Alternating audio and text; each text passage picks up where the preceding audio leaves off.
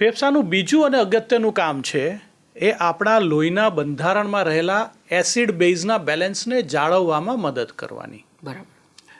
હું ને તમે જ્યારે પણ શ્વાસ લઈએ છીએ એ પ્રાણવાયુ લોહીમાં જાય અને લોહીમાં ભળીને જ્યારે અંગ ઉપર જાય ત્યારે અંગ એનું શું કરે છે? પોતાની પાસે જે ગ્લુકોઝ છે એને સળગાવવા માટે એ પ્રાણવાયુ વાપરે છે. અત્યારે જેમ ટેન્કર નથી આવતી, બિલકુલ એવી રીતે એને સળગાવવું એટલે કે એનાથી એનર્જી ઉત્પન્ન કરવા માટે ગ્લુકોઝ, કાર્બન ડાયોક્સાઇડ પછી ઉત્પન્ન થાય, પ્રાણવાયુ વડે ગ્લુકોઝનું દહન થાય. બરાબર. એટલે એ જે દહન ક્રિયા થઈ અને જે ગરમી ઉત્પન્ન થઈ, એ ગરમી ઉત્પન્ન થતાં જે કચરો બને જે એસિડ સ્વરૂપે હોય. બરાબર. હવે અહીંયા ફેફસાનો એક બીજો ભાઈબંધ છે જેને આપણે કિડની કહીએ. પરફેક્ટ. કારણ કે આ બધું લોહીમાં છે, જી. એટલે લોહીમાં જે એસિડ બન્યું એ ફરતું ફરતું ફરતું કિડનીમાં જાય. બરાબર.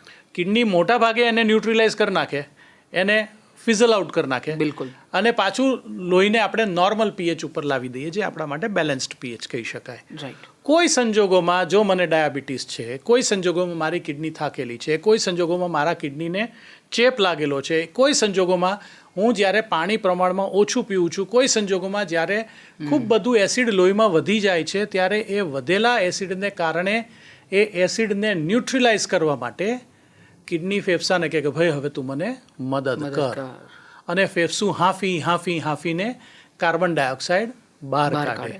અમારી મેડિકલ ટર્મિનોલોજીમાં એવું કહેવાય કે મેટાબોલિક એસિડોસિસ થાય, એટલે કે લોહીની અંદર એસિડ વધે.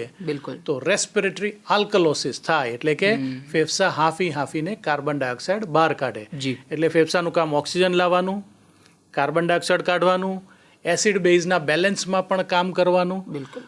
ત્રીજું અગત્યનું કામ એવું જ એ છે આપણા બોડીના તાપમાનને જાળવવામાં મદદ કરવાની. વાહ.